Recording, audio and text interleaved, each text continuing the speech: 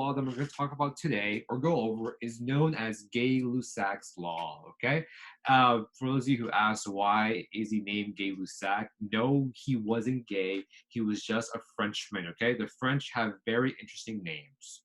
Now, last week, Boyle's law talked about pressure and volume, okay? And then Charles's law talked about volume and temperature. Gay-Lussac's law is talking about pressure and temperature, okay? So these are two variables that we deal with for Gay-Lussac's law, all right? Pressure over temperature, all right, or more like your initial pressure over your initial temperature is going to equal your final pressure divided by your final temperature, okay? These two variables are going to share something known as a direct relationship, meaning as, if I can start drawing real quick, give me a second. Yeah, so if your pressure is going to increase, okay, if your pressure is going to increase, therefore, your temperature is also going to increase. It's always hard, increase as well. And then vice versa. If your pressure decreases, your temperature is also going to drop as well, okay? And in the reading that I gave you guys, we talked about tires, okay? For example, why do tires go flat in the winter? As in, why do they seem like less round or less full? It's because of the temperature that is dropping. Because the temperature drops, the pressure is also going to drop as well, okay? Now, let me talk about pressure for a quick minute, okay? Pressure, okay, guys, is referred to the number of collisions between gas molecules, meaning the more collisions the gas molecules have, the greater the pressure is going to be. And guess what, guys? What is associated with collision or the speed of how fast molecules are moving at? It's also going to be temperature. I mentioned in last week's video that temperature is the measurement of the kinetic energy of molecules, meaning the higher the temperature, the faster the molecules are going to collide with one another. So therefore, hot temperature means a large amount of pressure. Low temperature or winter is going to result in low pressure or having a flat tire, okay? So you see here on this graph, as your temperature gets hotter and hotter and hotter, your pressure is also going to decrease, or it's also going to increase as well. Over here are going to be your units for pressure and for temperature, okay? And again, you have the notes online. You always download them or print out, but just know what your units are going to be. For pressure, we covered this last week with Boyle's law. It can be in atmospheres, millimeters of mercury, torr, or kilopascals. These are the units that pressure could be measured in, okay? As for temperature, we're only going to deal with two units, Kelvin or Celsius. I'm sorry the Celsius cut off, but Kelvin or Celsius. And again, they share a direct relationship, okay? So it's the same pattern as Charles' law that we covered last week, except this time, instead of being volume and temperature, it's going to be pressure and temperature, okay? And so, oh, sorry, Layla, I just saw you joined in. I was focused on my big screen, okay? So real quick, are we good so far, guys, over this law? Any questions before we move on and do some examples? Any comments, concerns? No. Okay. No. All right. And again, Layla, sorry I didn't add you earlier. I just saw you want to come in. I was focused on the other screen, okay? So everyone, I'm going to now switch over to the next slide, and I'm going to do two problems, okay? As practice, because y'all have some practice problems for your homework, okay? So once again, Homework. What? Homework. well, like the problems, like work on the hub, like draw on the hub. Like in case you were struggling with the math problems, I can cover it now, and then you can, you know, What if we already submitted it? You can always submit it again. Just email it to me. I'm cool with that. All right. So yeah, like guys, I'm being pretty flexible with all this. If you think you did it wrong, you can always do it again. Just email it to me. It's not a big deal at all. Okay? So everyone, Let me go over these two problems. So again, I'm going to put you guys all on mute, okay? So, all right, so we have two problems, okay? This first problem is the one that I covered in your reading, but instead of typing out, once again, I'm just going to basically go step by step. So your problem is this. You have, all right, a gas at a temperature of 25 degrees Celsius and it has a pressure of 1.5 atmospheres. So this is our temperature. So this is going to be T1.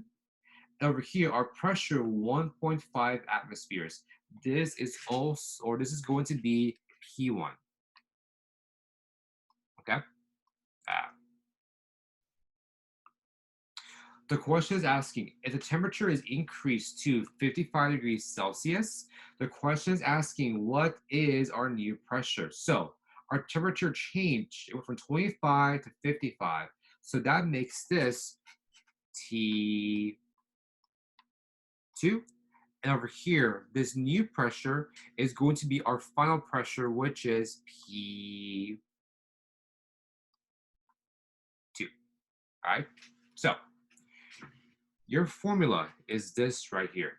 It's going to be pressure, or your initial pressure over your initial temperature. So what we have in the beginning is going to be equal to our final pressure divided by our final temperature. And we have those variables right here. T1 is going to be 25. P1 is going to be 1.5, okay? While T2 is going to be 55, and then P2 is our unknown, the X, the variable in which we're trying to figure out what its value is. And so now, our next step is going to be to plug in our numbers. So on top, we're going to have 1.5 for P1, 1.5 divided by, all right, our initial temperature is going to be 25, so 25. We're going to set that equal to the other side, which we're going to have, so we don't know what our new pressure is. We're trying to solve for that. So I'm going to write P2 on top. And then down here, I'm going to put our final temperature, which is 55 degrees Celsius.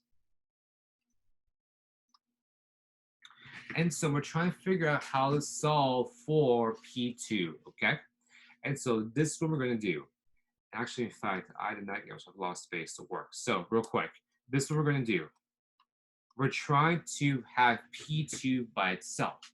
And so what we're going to do is this. We're going to multiply each side by 55 because 55 will cancel out on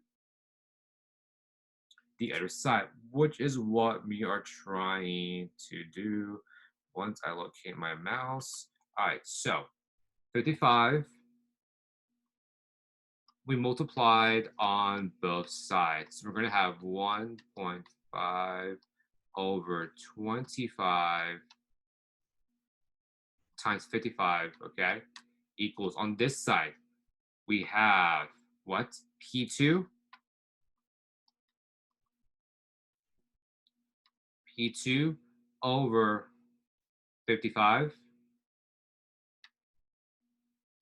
And by multiplying it by 55, guys, okay, this is what happens.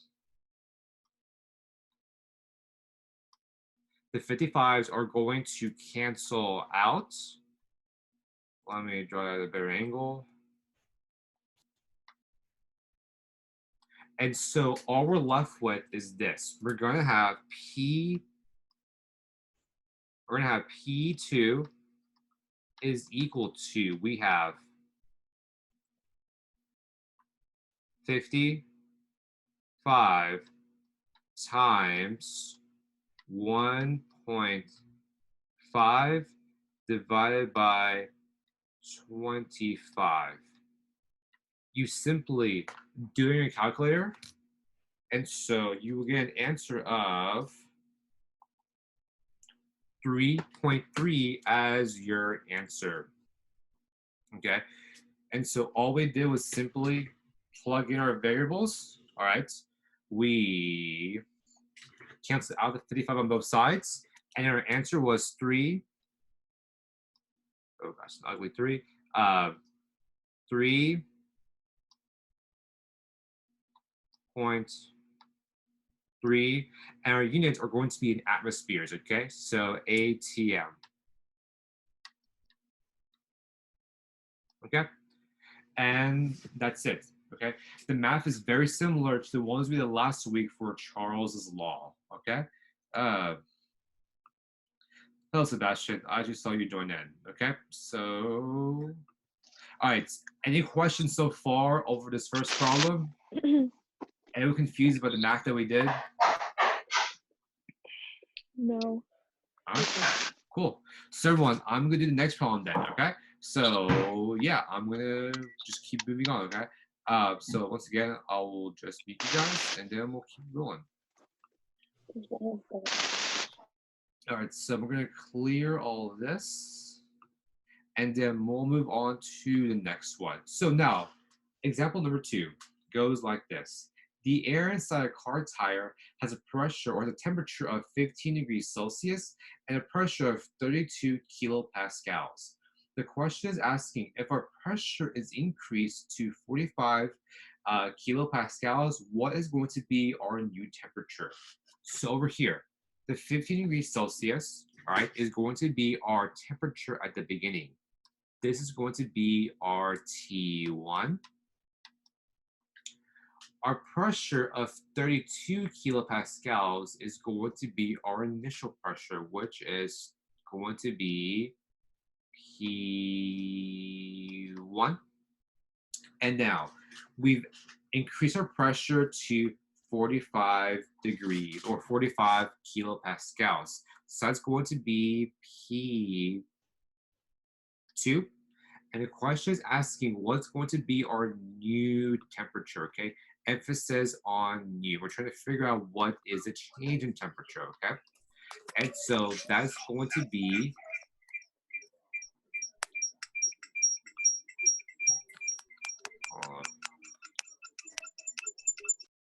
there you go. So so our new temperature is going to be it's going to be T2. Now, one thing real quick that I need to address, okay? So everyone, there's always something that's going to be held constant or that won't change whatsoever when we're dealing with Gay-Lussac's law. And that's going to be this, okay? Pressure is always gonna be constant. Meaning, guys, pressure is never going to change at all, okay? Not pressure, I'm so sorry, not pressure. Volume, I apologize. Volume is always, hold on, guys, real quick. Here it is. Sorry, guys. Volume, there you go. Mix them up. Volume is always going to be constant, meaning the shape of the container is not going to change at all, okay? It will always be held constant, okay? What is changing will be the pressure and the temperature, okay? So volume is always going to be held constant. Pressure and temperature are going to change. And so now, let's go back to solving this problem, okay?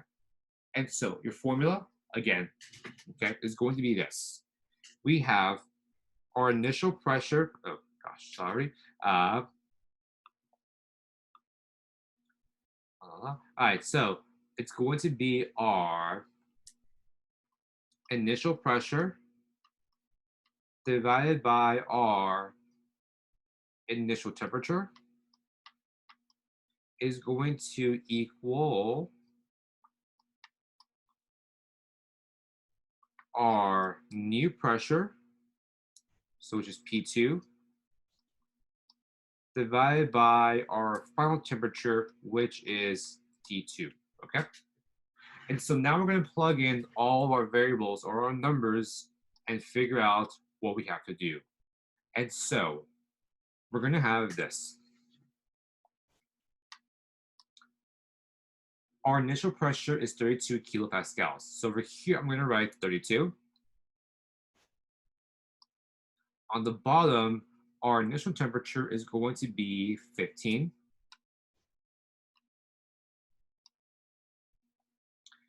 It's going to be set equal to the other side. And so we know our pressure went up from 32 to 45. And then we're trying to figure out what our change in temperature was, which is going to be T2. Speaking of T, hello Tier, welcome. All right, so real quick, Tier, to catch you up to speed, we're going over some problems, okay? The first problem I did was from your notes. This is a different problem, okay? So our temperature was at 15 degrees Celsius, T1. Our pressure was at 32 degrees, or 32 kilopascals, sorry. Now our pressure went up, meaning it went from 32 to 45. We're trying to figure out what is our new temperature. And real quick, guys, pressure and volume, okay? Or pressure and temperature, I should say, sorry. Pressure and temperature, guys, okay, share a direct relationship, meaning if one increases, so will the other, and vice versa. So we know for a fact that our temperatures will increase. The question is, by how much? So we have 32 over 15 equals 45 over T2. We're trying to solve for this. And in my opinion, the fastest way to solve for this is going to be, sorry, phone call. Ironically enough, it was actually from HISD. We're going to solve by doing some cross multiplication. And so we're going to do, sorry, real quick, back to drawing, okay? We're going to do, all right, T2 times 32. And then we're going to do 45 times 15. I'm going to set that equal to, sorry. Oh gosh, sorry y'all. There we go. Annoying. All right, so back to this. And so now we have this. We're going to have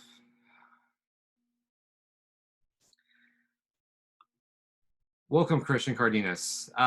Change your name to more appropriate before I give you a bad grade, okay? And so guys, now we have, all right, we have 32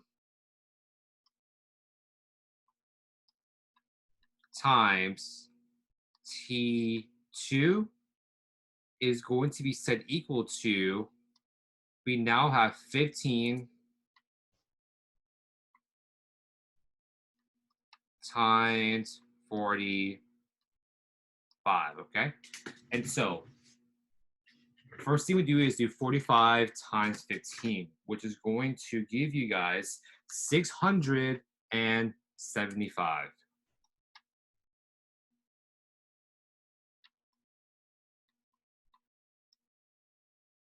Okay, now over here we still have what? 32 times T2.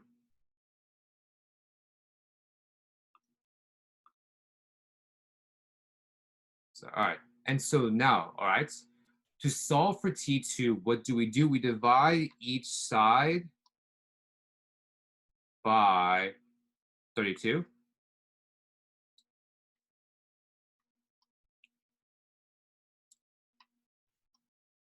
Oh gosh, that's really bad. And so your final answer will be this. It's going to be T2 is going to equal 675 divided by 32, which will give you an answer of, let's just say, to keep things simple, let me find my mouse. All right, we'll just say it's going to be 21.1 or 21, yeah, 21. 21.1, and we'll put it in Celsius, okay? So 21.1 degrees Celsius is going to be our answer, okay? And so, are there any questions over this problem? Do I get my grade? Who is this? Oh, where's that noise? Do I get my attendance grade? I kind of need Cornelius, that. change your hand, and yeah, I'll think I'm giving it to you. That's my iPhone name. I can't. Biscuit head as a boy. Hey, yo, definitely like that. Oh fuck! Children language. What? Dad. Try one. Anywho. All right, so guys, we have one more level to cover, 2 more problems, and after that, we should be done, okay? Trying to keep this short and brief, okay? So let me Just like you. clear. Oh.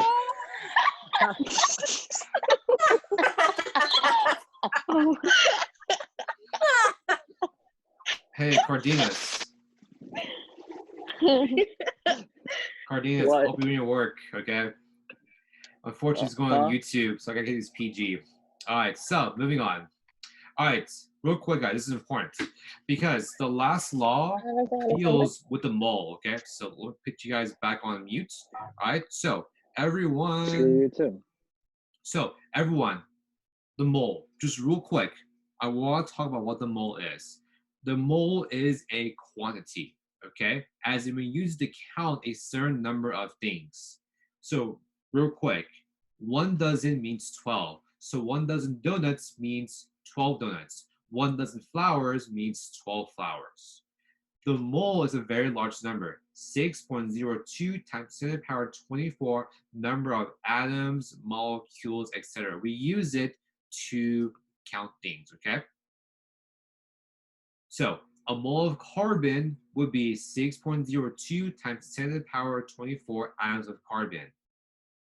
1 mole of water would be 6.02 times 10 to the power 24 molecules of H2O. Just keep that in mind. It is an amount. And so, because guys, the last law that we're going to cover today is going to be over Avogadro's law, okay? He proposed his own gas law as well. And this is what his gas law says, all right? So, it's going to be about volume and the number of molecules in the container or the amount of moles. If you think about it, this does make sense, okay? Volume is how much space an object takes up, okay? The bigger the volume, obviously you have a lot more material or matter in there. And so when it comes to gases, okay, let's say a balloon.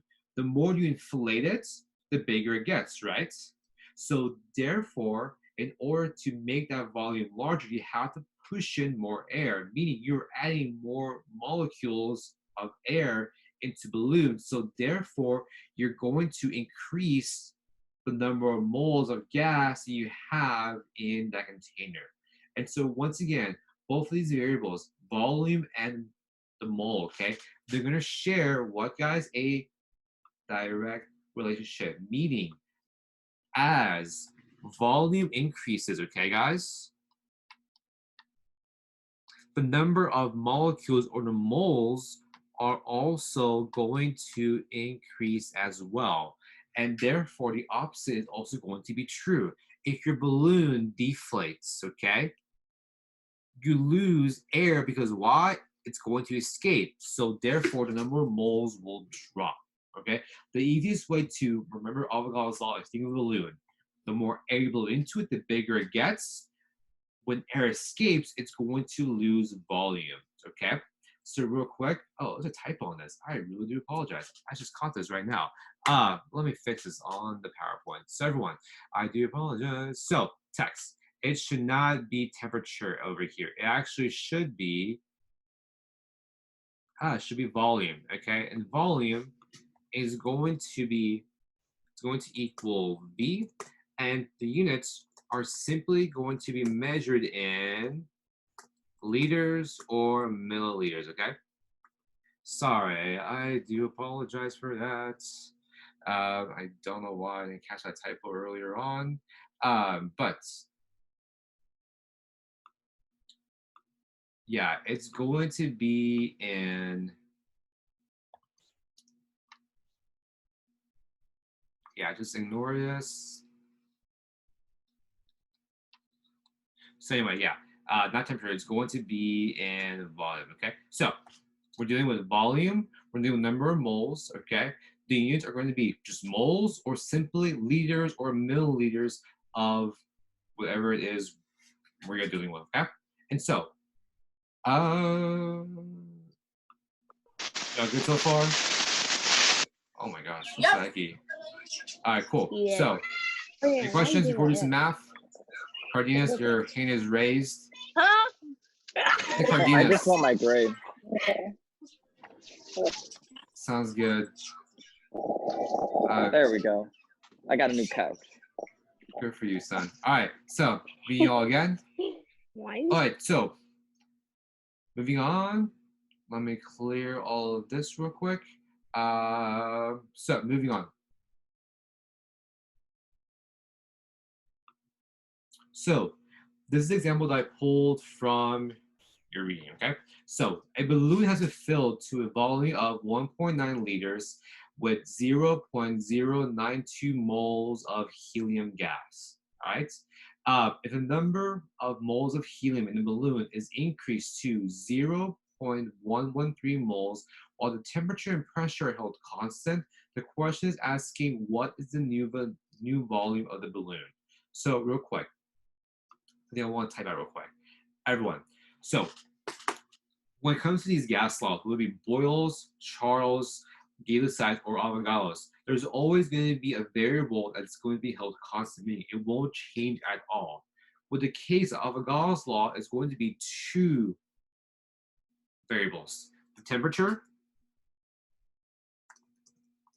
and the volume never change at all. Okay, as in, AKA, they are constant. All right, so keep that in mind. We are only changing the volume of the gas or the number of moles that we have in there as well, okay? Let's see. Oh, Cardenas, I might just give you 0 for that picture again. So, everyone, back to this. So, this is our new law, okay? It's going to be V, whoops, daisy, back to drawing. It's going to be V1 over N1 is going to equal V2 over N2, okay? So it's our initial volume divided by our initial number of moles is going to equal our final volume divided by our final number of moles. So no problem, okay? We start off with a volume of 1.9 liters. That is going to be V1. And it had 0.092 moles. That's going to be our N1 for our number of moles. Now, we increased our moles to 1.13. So this right here is going to be our final number of moles. And we're trying to figure out what is our new volume, which is going to be V2. And so we figured out what the value of each variable is. Now we're going to plug it into the formula, okay? And so I'm just going to do over here.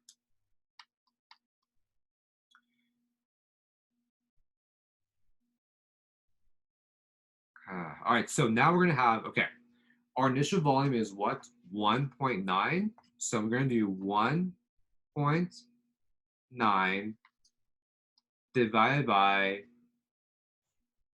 0 point what? 0.92. Let me extend this over here a little bit. We're going to set that equal to the other side, which is going to be V2, which we don't know. That is what we're trying to solve for. We're trying to figure out what is our new volume, divided by 0.113. Okay? So we have 1.9 over 0.092 equals V2 over 0.113. So we're trying to solve for V2. And how do we do that? How do we solve for V2? Well, it's easy. We have 0.13 on the bottom. And so, guys, we're simply going to cancel it out by multiplying both sides by 0.113 on both sides. Let me see if I can squeeze it in here. So 0.113. By doing that, guys, okay, we cancel out the 0.113 on this side. And so therefore, we have V2 by itself. And so V2 is going to equal the result of 0.113 multiplied by what? 1.9 divided by 0.092. We do that, and we get our answer, which in this case is going to be what? V2 equals, on the calculator real quick, we do 1.9 divided by 0.09, multiply that by 0.113, and so what we get is going to be, our answer is going to be, mouse again, I lost it. All right, there we go. Your answer will be this. Oh, that's bad. So, wait, hold up 1 second. I hit math right on this. Hold up. 1.9 divided by that times 0.13. Oh yeah, sorry. I didn't see a 2 there. I kicked in. So, your volume is going to be 2.33 liters, okay? Not the prettiest handwriting pad, but yeah. Your answer is going to be 2.33 liters. Okay? So yeah, that's all it took, all right? We just simply set up our fractions, okay? 1.9 over 0.92 equals V2 over 0.113.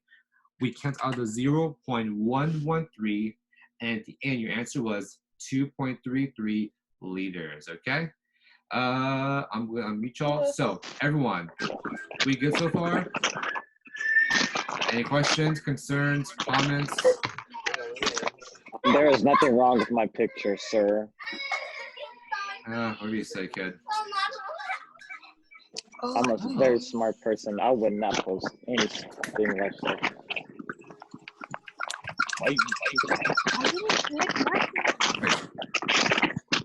So, everyone, one more problem, and after that, we'll be done, okay? Just trying to make this brief. So, one more problem, and then y'all can enjoy your 3-day weekend. So, I was already enjoying my weekend. Yes. All right, so. It was you that was cooking so they could hear everything. All right, so once again, you're muted, all right? So I'm going to clear this, and then we'll proceed to move on to the last one.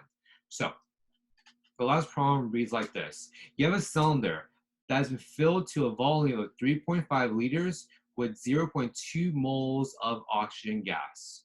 More gas is pumped in, and the volume of the cylinder is increased to 5.2 liters. The temperature and pressure are held constant. The question is asking, what's the final amount of moles of oxygen gas, okay? So if a volume changed, how many moles did we add in order to get to that final volume? And so 3.5 liters is going to be our initial volume, or V1, while 0.21 is going to be our initial number of moles, how much we had in the beginning.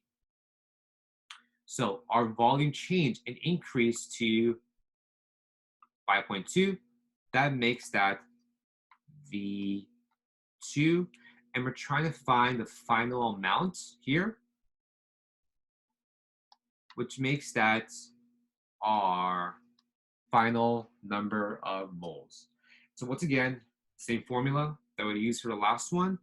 It's going to be V1 over, N2, or not N2, my bad, N1 is equal to, we have V2 over N2.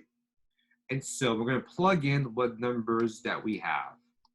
And so we have our first fraction, okay? We have, all right, so we got 3.5 divided by 0.2 moles, or 0.21. While on the other side, we have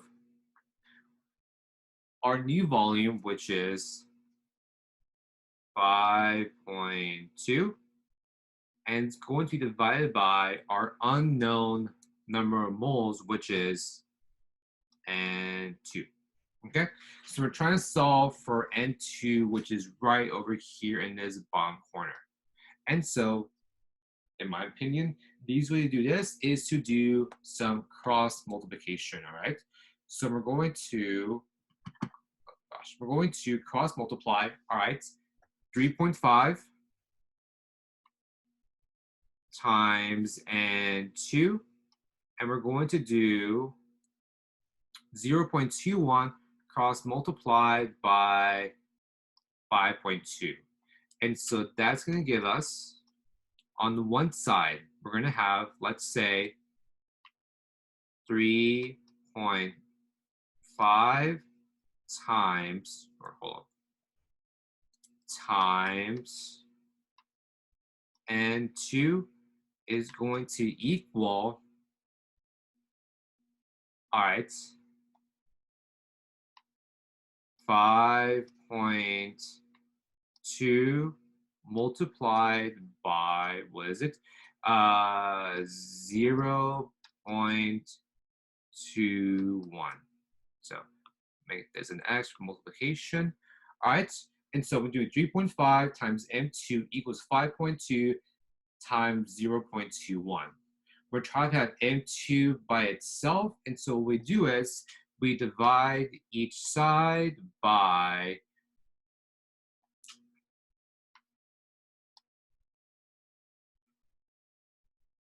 3.5.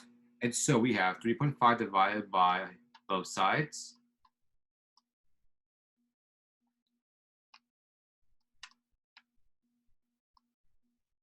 So this will cancel out the 3.5 here. And so now N2 will simply equal this fraction over here, which is going to be 5.2 times 0.21 divided by 3.5. And so once again, you simply do that on your calculator. So 5.2 times 0.21 divided by 3.5. And guys, your answer, okay, it's simply going to be, so we have N2 is going to equal 0.312. And because this is moles, it's going to be simply moles. That's it, okay? We're not changing to number of particles or anything. You simply write this. N2 will equal 0.312 moles, okay? And so, everyone, that's really all I have for today. Oh gosh.